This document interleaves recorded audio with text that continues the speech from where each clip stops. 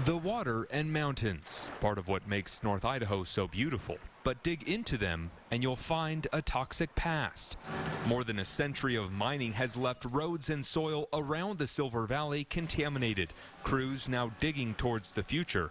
The site of today's project, Polaris Avenue in Osborne, much of the ground filled with lead and arsenic. But instead of digging up all this contaminated soil and putting it at some dump site, they're using this material here as well as asphalt to seal the road and making it safer for the community. The reason why the government is here is that we think that there's enough of a human health concern that we are placing barriers and removing contaminated soils so that people are not at risk. The most harmful, dust. It's why crews are wetting down the soil as they work. As a whole, it's a good thing. Chris Lockard lives right in the middle of this project. Contamination is something he's dealt with his entire life. It's a part of being in the valley. It's a part of the mining culture from years and years and years ago, and now they're just finally developed a plan to actually somewhat clean it up.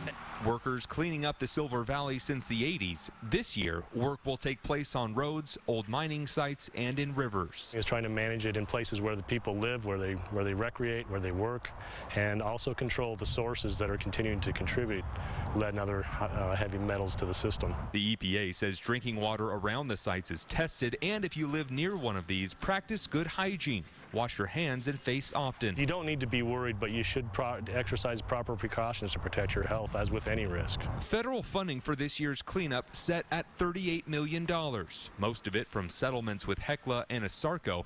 The cleanup expected to take 30 years, though more may be required, showing how small and how big the work on this one road in Osborne really is. Ian Cole, KXLY4 News.